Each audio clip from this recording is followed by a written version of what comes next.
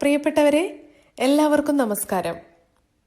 Bahrain കേരളീയ സമാജം സാഹിത്യവേദി അവതരിപ്പിക്കുന്ന കർക്കടകം ശബ്ദകഥകളുടെ തോരാമഴയിലേക്ക് ഏവർക്കും സ്വാഗതം.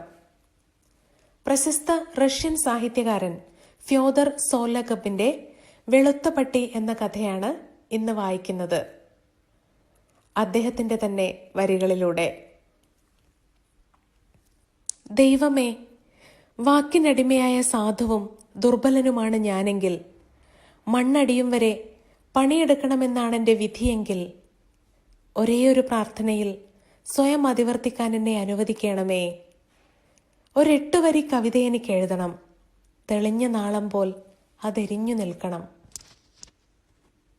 ഫ്യോദർ സോലോഗബ് എഴുതിയ പ്രാർത്ഥന എന്ന കവിതയിലെ വരികളാണിത്. പ്രശസ്ത നോവലിസ്റ്റും നാടകകൃത്തും റഷ്യൻ സിംപലിസ്റ്റ് കവിയും കഥാകാരനുമായ സോലോഗബിൻ്റെ ചെറുകഥകളും നോവലുകളും ലേഖനങ്ങളും നാടകങ്ങളുമെല്ലാം ഇംഗ്ലീഷിലേക്കും തുടർന്ന് മലയാളത്തിലേക്കും വിവർത്തനം ചെയ്യപ്പെട്ടിട്ടുണ്ട്. 1863 ഫെബ്രുവരി 17 സെയിൻറ്റ് പീറ്റേഴ്സ്ബർഗിലെ ഒരു ദരിദ്ര കുടുംബത്തിലായിരുന്നു ഫ്യോദറിൻ്റെ ജനനം. ഫ്യോദറിന് ഏകദേശം 4 വയസ്സ് പ്രായമുള്ളപ്പോൾ അദ്ദേഹത്തിൻ്റെ പിതാവ് മരിച്ചു. പിന്നീട് അമ്മ വീട്ടുജോലി ചെയ്തിരുന്ന ഒരു ധനിക ഗൃഹത്തിലായിരുന്നു ഫ്യോദറും സഹോദരിയും അടങ്ങുന്ന ആ കുടുംബത്തിൻ്റെ ജീവിതം. ഏറെ കഷ്ടപ്പാടുകൾക്കിടയിലും 1882 അദ്ദേഹം സെയിൻറ്റ് പീറ്റേഴ്സ് ടീച്ചേഴ്സ് ഇൻസ്റ്റിറ്റ്യൂട്ടിൽ നിന്ന് അധ്യാപക ബിരുദമെടുത്തു. തുടർന്ന് അധ്യാപക ജോലി കാരണം പീറ്റേഴ്സ്ബർഗിൽ നിന്നും അകലെ പലയിടങ്ങളിലായിരുന്നു പിന്നീടുള്ള അദ്ദേഹത്തിൻ്റെ ജീവിതം. ആ കാലഘട്ടത്തിലാണ് ഫ്യോദറിൻ്റെ ആദ്യ രചനകൾ പ്രസിദ്ധീകരിക്കപ്പെടുന്നത്. The fox and the hedgehog എന്ന കവിതയാണ് ഫ്യോദറിൻ്റേതായി ആദ്യം പ്രസിദ്ധീകരിക്കപ്പെട്ടത്. റഷ്യൻ സാംസ്കാരിക ജീവിതത്തിൻ്റെ കേന്ദ്രബിന്ദുവായ പീറ്റേഴ്സ്ബർഗുമായുള്ള ബന്ധം മുറിഞ്ഞ ഈ 10 വർഷത്തെ അദ്ദേഹം ഓർമ്മിക്കുന്നത് പ്രാദേശിക ജീവിതത്തിൻ്റെ ഭീതിത ലോകം എന്നാണ്. എന്നാൽ ഈ കാലത്തെ അനുഭവങ്ങളാണ് പിന്നീട് അദ്ദേഹത്തിൻ്റെ ഏറ്റവും പ്രശസ്ത നോവലായ ദ പ്രെറ്റി ഡെമൻ എന്ന നോവലിൻ്റെ പ്രമേയമാകുന്നത്. ഏകദേശം 10 വർഷത്തോളം സെയിൻറ്റ് പീറ്റേഴ്സ്ബർഗ് വിട്ട് താമസിച്ചതിന് ശേഷം 1891 അദ്ദേഹം സെയിൻറ്റ് പീറ്റേഴ്സ്ബർഗിലേക്ക് മടങ്ങിയെത്തി. തുടർന്ന് സഹോദരിയോടൊപ്പമായിരുന്നു അദ്ദേഹത്തിൻ്റെ താമസം. ആ കാലഘട്ടത്തിലാണ് റഷ്യൻ സിംപലിസ്റ്റ് പ്രസ്ഥാനത്തിൽ ആകൃഷ്ടനാവുന്നതും അതിൻ്റെ പ്രമുഖനായ പ്രതിനിധിയാകുന്നതും. ആ സമയത്ത് എല്ലാ അവധി ദിവസങ്ങളിലും അവരുടെ വീട്ടിൽ കലാകാരന്മാരും എഴുത്തുകാരും ഒത്തുകൂടിയിരുന്നു. സോലോഗബിന് ഏറ്റവും ഇഷ്ടപ്പെട്ട അദ്ദേഹത്തിൻ്റെ പ്രിയ സഹോദരി ക്ഷയരോഗബാധയെ തുടർന്ന് 1907 ഫിൻലാൻഡിൽ വെച്ച് മരണമടഞ്ഞു. അത് അദ്ദേഹത്തിന് വലിയൊരു ആഘാതമായിരുന്നു. തുടർന്ന് തൻ്റെ അധ്യാപക ജോലിയിൽ നിന്നും വിരമിക്കുകയും എഴുത്തിൽ തന്നെ ശ്രദ്ധ കേന്ദ്രീകരിക്കുകയും ചെയ്തു. ഫ്യോദറിൻ്റെ രചനകൾ അധികവും പ്രസിദ്ധീകരിക്കപ്പെട്ടത് 1907 1917 ഇടയിലാണ്. 1902 അദ്ദേഹം എഴുതിയ ദ പ്രെറ്റി ഡെമൺ എന്ന നോവലിൻ്റെ ഇംഗ്ലീഷ് പരിഭാഷ പ്രസിദ്ധീകരിക്കപ്പെടുന്നത് 1907 അതോടെയാണ് ഫ്യോദർ സാഹിത്യലോകത്ത് കൂടുതൽ ശ്രദ്ധേയനാകുന്നത്. സാഹിത്യസ്നേഹിയും വിവർത്തകയുമായ അനസ്താറ്റിയ ആയിരുന്നു അദ്ദേഹത്തിൻ്റെ ഭാര്യ. 1917 റഷ്യൻ വിപ്ലവം സോലോഗബിനെ പോലുള്ള എഴുത്തുകാരെ അവരുടെ രചനകൾ പ്രസിദ്ധീകരിക്കുന്നതിൽ നിന്നും വിലക്കി. അതോടെ അദ്ദേഹം ഭാര്യയുമൊത്ത് റഷ്യ വിടുന്നതിന് അപേക്ഷ നൽകി. വളരെ നീണ്ട കാലത്തെ പരിശ്രമത്തിനൊടുവിൽ അനുമതി കിട്ടുമ്പോഴേക്കും അദ്ദേഹത്തിൻ്റെ ഭാര്യ മാനസിക സമ്മർദ്ദം മൂലം ആത്മഹത്യ ചെയ്തിരുന്നു. തകർന്നുപോയ സോലോഗബ് റഷ്യ വിട്ടുപോകാനുള്ള തീരുമാനം ഉപേക്ഷിക്കുകയും റഷ്യയിൽ തന്നെ ജീവിക്കുകയും ചെയ്തു. പിന്നീട് മാറിയ രാഷ്ട്രീയ സാഹചര്യത്തിൽ അദ്ദേഹത്തിൻ്റെ പുസ്തകങ്ങൾ പ്രസിദ്ധീകരിക്കപ്പെട്ടു. 1927 ഡിസംബർ 5 ലെനിൻഗ്രാൻഡിൽ വെച്ച് അസുഖബാധിതനായി അദ്ദേഹം അന്തരിച്ചു. ഫ്യോദർ സോലോഗബിൻ്റെ കവിതകളും കഥകളും മലയാളത്തിലേക്ക് വിവർത്തനം ചെയ്തിട്ടുള്ളത് ശ്രീ വി രവികുമാറാണ്. ഫ്യോദറിൻ്റെ പ്രശസ്ത ചെറുകഥയായ ദ വൈറ്റ് ഡോഗിൻ്റെ മലയാള പരിഭാഷ വെളുത്ത പട്ടി എന്ന കഥ കേൾക്കാം. കഥ വെളുത്ത പട്ടി. ഒറ്റപ്പെട്ടു കിടക്കുന്ന ഒരു ടൗണിലെ ആ വർക്ക്ഷോപ്പിനെ സംബന്ധിച്ച സർവ്വതും അലക്സാണ്ട്ര ഇവാനോവ്നയെ വെറുപിടിപ്പിച്ചു. യന്ത്രങ്ങളുടെ നിർത്തില്ലാത്ത കടകട ശബ്ദം, മാനേജർമാരുടെ ശാസനകൾ, ഡിസൈനുകൾ. അവൾ അവിടെ അപ്രന്റീസായി കയറിയതാണ്. തയ്യൽക്കാരിയായി കയറ്റം കിട്ടിയിട്ട് കുറേ വർഷങ്ങളായിരിക്കുന്നു. പക്ഷേ അലക്സാണ്ട്ര ഇവാനോവ്നയ്ക്ക് യാതൊന്നും കണ്ണിന് കണ്ടുകൂടാ. എല്ലാവരോടും അവൾ വഴക്കിട്ടു. അവൾ തൻ്റെ ദേഷ്യം മൊത്തം തീർത്തത് അപ്രന്റീസുകളുടെ മേലാണ്. അവളുടെ നീരസത്തിനിരയായവരിൽ ഒരാൾ തനേച്ക ആയിരുന്നു. തയ്യൽക്കാരികളിൽ ഏറ്റവും പ്രായം കുറഞ്ഞ തനേച്ക ജോലിക്ക് വന്നിട്ട് അധികകാലമായിട്ടില്ല. ആദ്യമൊക്കെ അവൾ ആ അധിക്ഷേപമൊക്കെ മിണ്ടാതെ സഹിച്ചു പോന്നു. ഒടുവിൽ സഹികെട്ടപ്പോൾ അവൾ തിരിച്ചടിച്ചു. ഇവാനോവ്നയുടെ മുഖത്ത് നോക്കി വളരെ ശാന്തതയോടെ എളിമയോടെ കേട്ടുനിന്നവർക്ക് ചിരി വരുന്ന രീതിയിൽ അവൾ പറഞ്ഞു, അലക്സാണ്ട്ര ഇവാനോവ്ന, നിങ്ങൾ വെറും ഒരു പട്ടിയാണ്. അലക്സാണ്ട്ര ഇവാനോവ്നയ്ക്ക് അത് വലിയ മാനക്കേടായി. നീയാണ് പട്ടി. തനേച്ക തച്ചുകൊണ്ടിരിക്കുകയായിരുന്നു. അവൾ തയ്യൽ മാറ്റിവെച്ചിട്ട് ഒച്ച പൊന്തിക്കാതെ സാവധാനം പറഞ്ഞു, എപ്പോഴും ഈ മോങ്ങൽ തന്നെ. ശരിക്കും ഒരു പട്ടി. പട്ടിയുടെ ചെവിയും ആട്ടാനൊരു വാലും. എന്നാണെന്നറിയില്ല നിങ്ങളെ അടിച്ചു പുറത്താക്കാൻ പോകുന്നത്. പുഴുത്ത ചാവാലിപ്പട്ടി. തനേച്ക ചെറുപ്പമാണ്. കവിളു തൊടുത്ത ഉടൽ കൊഴുത്ത ഒരു പെൺകുട്ടി. നിഷ്കളങ്കമായ ആ മുഖത്ത് പക്ഷേ ഒരു കുസൃതിത്തരവും കണ്ടെടുക്കാമായിരുന്നു. കാലിൽ നിന്ന് ചെരുപ്പൂരി മാറ്റി അപ്രന്റീസിന്റെ യൂണിഫോമും ഇട്ട് മുഖത്ത് ഗൗരവമായി ഇരിക്കുകയാണവൾ. അവളുടെ കണ്ണുകൾ പളുങ്കുപോലെ തെളിഞ്ഞതായിരുന്നു. വെളുത്ത നെറ്റിയിൽ വളഞ്ഞു കുത്തി നിൽക്കുന്ന പുരികക്കൊടികൾ.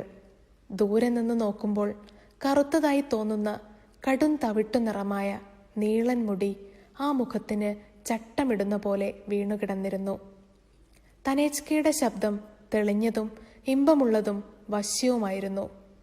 അവളുടെ വാക്കുകളല്ല, ശബ്ദം മാത്രമാണ് കേൾക്കുന്നതെങ്കിൽ കേട്ടു നിൽക്കുന്നവർക്ക് തോന്നും അവൾ അലക്സാണ്ട്ര ഇവാനോവ്നയെ പുകഴ്ത്തി എന്തോ പറയുകയാണെന്ന്. മറ്റു തയ്യൽക്കാരികൾക്ക് ചിരി വന്നു. അപ്രന്റീസുകൾ അമർത്തിച്ചിരിച്ചു. അവൾ ഏപ്രൺ കൊണ്ട് മുഖം മറച്ചിട്ട് അലക്സാണ്ട്ര ഇവാനോവ്നയെ ഏറുകണ്ണിട്ട് നോക്കി. അലക്സാണ്ട്ര ഇവാനോവ്നെ ആവട്ടെ കോപം കൊണ്ട് വിളറി വെളുത്ത് നിൽക്കുകയായിരുന്നു. തെണ്ടി, ഞാൻ നിന്റെ ചെവി രണ്ടും പറിച്ചെടുക്കും. നിന്റെ തലയിൽ ഒറ്റ മുടി പോലും വച്ചേക്കില്ല. അതിന് മറുപടിയായി സൗമ്യസ്വരത്തിൽ തനേച്ക ഇങ്ങനെ പറഞ്ഞു, അതിന് ആ കൈപ്പത്തിക്ക് ഇത്രയും നീളം പോരല്ലോ. ഈ പട്ടി കുരയ്ക്കുകയും കടിക്കുകയും ചെയ്യും. ഒരു തുടല് വാങ്ങേണ്ടി വരും. അലക്സാണ്ട്ര ഇവാനോവ്ന തനേച്കയുടെ നേർക്ക് പാഞ്ഞു ചെല്ലാനാഞ്ഞു. പക്ഷേ തനേച്കയ്ക്ക് തച്ചുകൊണ്ടിരുന്നത് മാറ്റിവെച്ച് എഴുന്നേൽക്കാൻ ഇട കിട്ടും മുമ്പേ സ്ഥാപനത്തിന്റെ ഉടമസ്ഥ, നല്ല വലിപ്പവും ചിരിക്കാത്ത മുഖവുമായി ഒരു സ്ത്രീ അകത്തേക്ക് കടന്നു വന്നു. അലക്സാണ്ട്ര ഇവാനോവ്ന, എന്താ ഈ പുകലിൻ്റെയൊക്കെ അർത്ഥം? അവർ ഗൗരവത്തിൽ ചോദിച്ചു. അലക്സാണ്ട്ര ഇവാനോവ്നയ്ക്ക് ദേഷ്യവും സങ്കടവും ഒക്കെ വന്നു. എറീന പെട്രോവ്ന, എന്നെ പട്ടിയെന്ന് വിളിക്കരുതെന്ന് ഇവളോടൊന്ന് പറയൂ. തനേച്ക തന്റെ വക പരാതി നിരത്തി. ഇവരെപ്പോഴും എന്തെങ്കിലും കാരണം പറഞ്ഞ് ചാടിക്കടിക്കാൻ വരും. ഒരു കാര്യവുമില്ലാതെ എന്തിനും ശകാരമാണ്. പക്ഷേ ഐറിന പെട്രോവ്ന അവളെ കടുപ്പിച്ചെന്ന് നോക്കിയിട്ട് ഇങ്ങനെ പറഞ്ഞു, തനേച്ക, നീ നല്ല പിള്ള ചമയുകയൊന്നും വേണ്ട. ഇതിനൊക്കെ തുടക്കമിട്ടത് നീയല്ലെന്ന് പറയാമോ? ഇപ്പോൾ ഒരു തയ്യൽക്കാരിയായെന്ന് വെച്ച് വലിയ ആളായെന്നൊന്നും കരുതേണ്ട.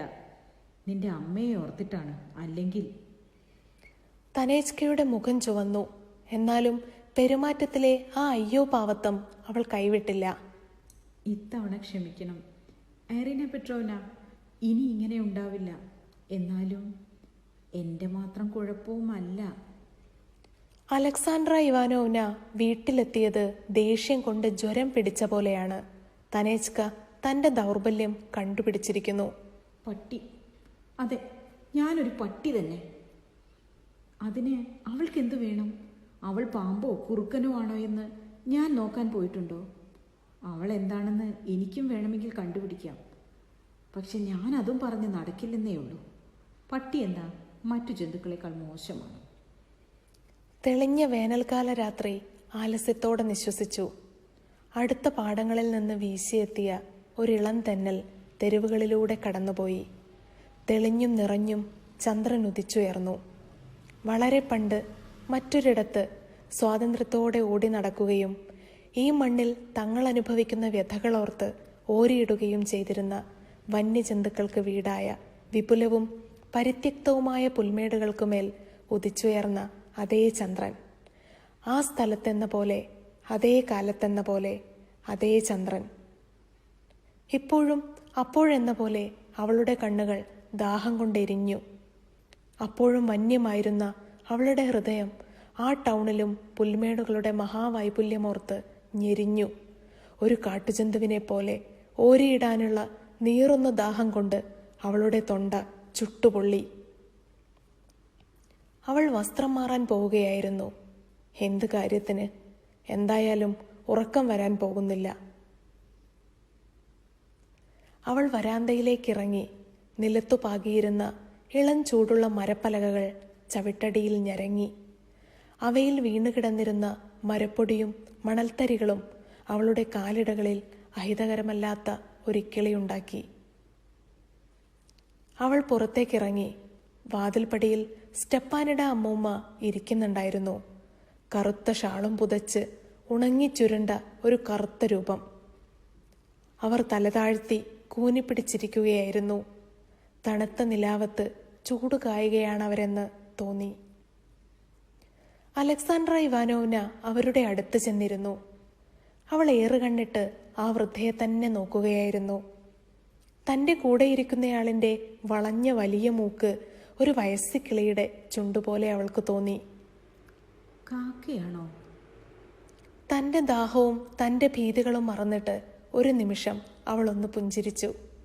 ആ കണ്ടുപിടുത്തത്തിൻ്റെ ആഹ്ലാദത്തിൽ അവളുടെ കണ്ണുകൾ ഒരു നായയുടെ കൗശലം നിറഞ്ഞ കണ്ണുകൾ പോലെ തിളങ്ങി. വിളറിയ നിലാവെളിച്ചത്തിൽ അവളുടെ വാടിയ മുഖത്തെ ചുളിവുകൾ മാഞ്ഞുപോയി. ഒരു 10 കൊല്ലം മുമ്പത്തേതുപോലെ അവൾ ഒന്നുകൂടി ചെറുപ്പമായി. അവളുടെ ഹൃദയത്തിൽ ആഹ്ലാദവും പ്രസരിപ്പും നിറഞ്ഞു. ഇരുണ്ട് കിടക്കുന്ന കുളിപ്പുരയുടെ ജനാലയ്ക്ക് മുന്നിൽ ചെന്നിരുന്ന് ചന്ദ്രനെ നോക്കി ഓരിയിടാനുള്ള ത്വര അക്കാലത്ത് അവൾക്കുണ്ടായിരുന്നതുമില്ല. അവൾ വൃദ്ധയോട് ചേർന്നിരുന്നു കൊണ്ട് സ്നേഹത്തോടെ പറഞ്ഞു, സ്റ്റെപ്പാനിയുടെ അമ്മൂമ്മേ, എനിക്ക് നിങ്ങളോട് ഒരു കാര്യം ചോദിക്കാനുണ്ടായിരുന്നു.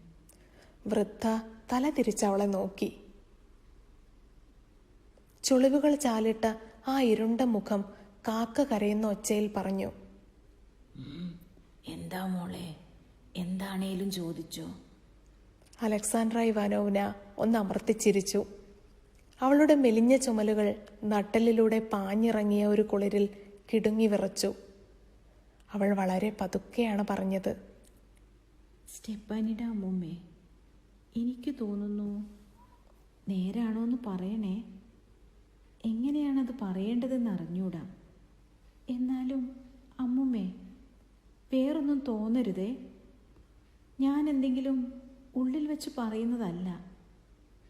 എന്താണേലും പറഞ്ഞോ മോളെ, ധൈര്യമായി ചോദിച്ചോ.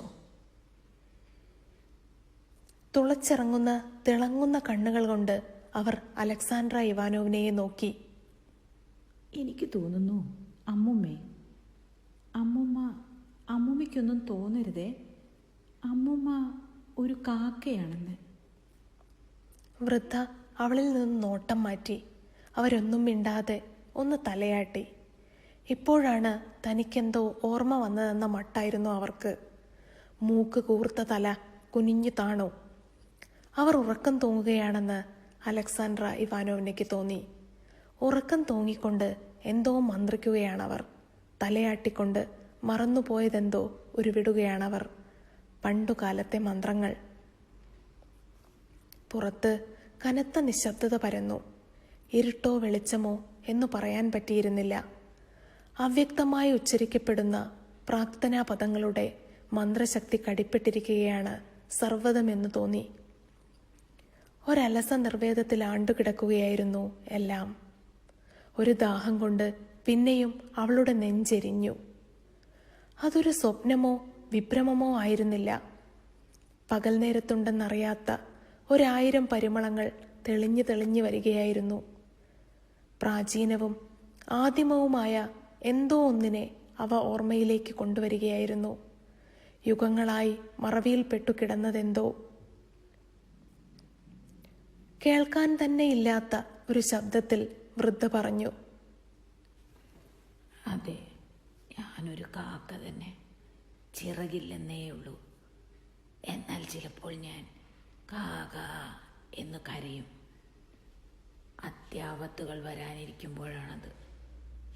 ചില അശുഭകാര്യങ്ങൾ ഞാൻ മുൻകൂട്ടി കാണാറുണ്ട്. അപ്പോഴൊക്കെ എനിക്കത് വിളിച്ചു പറയാതിരിക്കാനും പറ്റില്ല. ആളുകൾ ഞാൻ പറയുന്നതൊന്നും ശ്രദ്ധിക്കാറില്ല. എന്നാലും ദുർവിധി വന്ന് വീഴാൻ പോകുന്ന ഒരാളെ കണ്ടാൽ ഞാൻ കാ കാ എന്ന് കരഞ്ഞു പോകും. എന്നിട്ടവർ പെട്ടെന്ന് 2 കൈകളും ഇരുവശത്തേക്ക് നീട്ടിപ്പിടിച്ച് ചെവി തുളയ്ക്കുന്ന ഒച്ചയിൽ 2 വട്ടം കരഞ്ഞു. അലക്സാൻഡ്ര ഇവാനോവ്ന നടുങ്ങിപ്പോയി. അവൾ ചോദിച്ചു, അമ്മൂമ്മേ, ആരെ നോക്കിയാണ് നിങ്ങൾ കരഞ്ഞത്?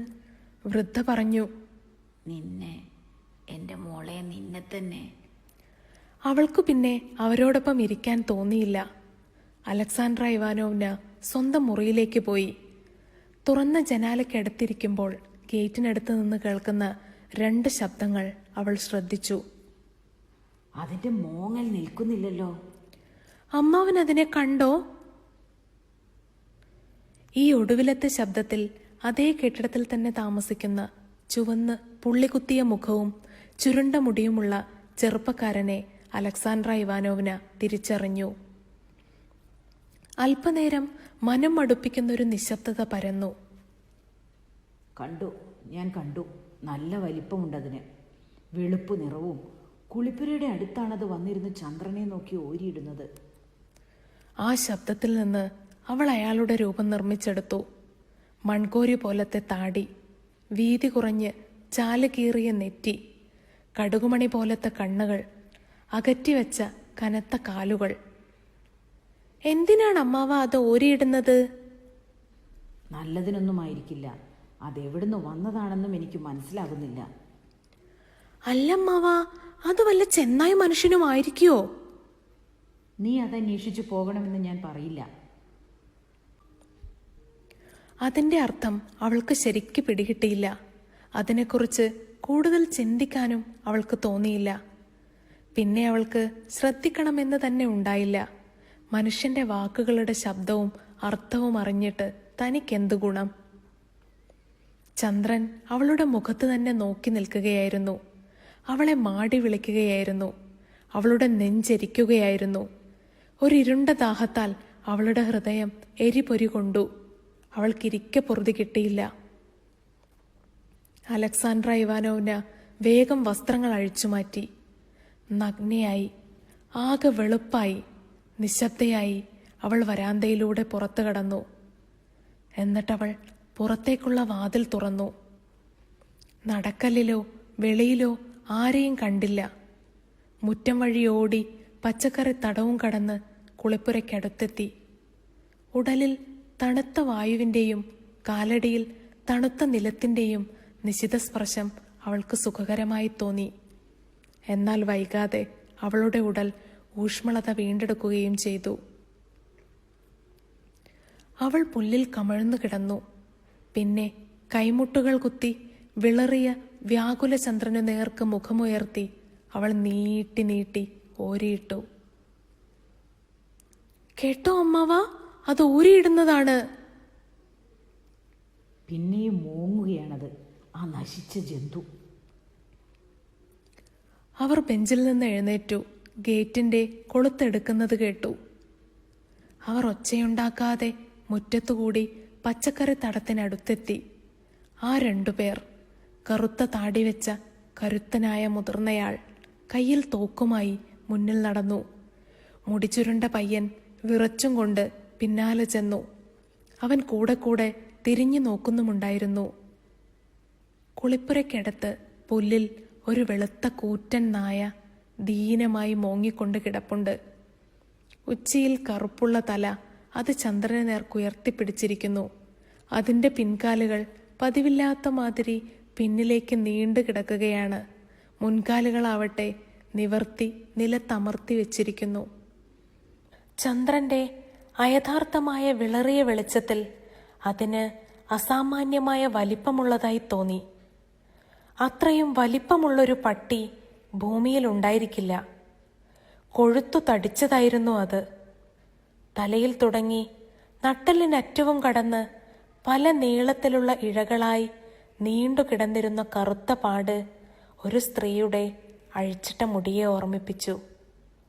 വാല് കണ്ടില്ല, അത് മടക്കി വെച്ചിരിക്കുകയായിരിക്കും. രോമത്തിന് തീരെ നീളമില്ലാത്ത തൊലി നിലാവിൽ മങ്ങിത്തിളങ്ങി. നഗ്നമായ ഒരു സ്ത്രീ രൂപത്തെയാണ് അത് ഓർമ്മിപ്പിച്ചത്. പുല്ലിൽ കമഴ്ന്നു കിടന്ന് ചന്ദ്രനെ നോക്കി മൂങ്ങുകയാണത്. കറുത്ത താടിക്കാരൻ ഉന്നം പിടിച്ചു. ചുരുണ്ട മുടിയുള്ള പയ്യൻ കുരിശ് വരച്ചിട്ട് ഒച്ചയുണ്ടാക്കാതെ എന്തോ മന്ത്രിച്ചു. ആ വെടിയൊച്ച ആ രാത്രിയെ ഭേദിച്ചു. പട്ടി ഒരു രോദനത്തോടെ പിൻകാലിൽ എഴുന്നേറ്റു നിന്നു. അതൊരു നഗ്നയായ സ്ത്രീയായി. തേങ്ങിയും കരഞ്ഞും അലറി വിളിച്ചും ദേഹമാകെ ചോരയുമായി അവൾ ഓടി. കറുത്ത താടിക്കാരനും ചുരുണ്ട മുടിക്കാരനും നിലത്ത് വീണ് കൊടും പേടിയോടെ കരയാൻ തുടങ്ങി.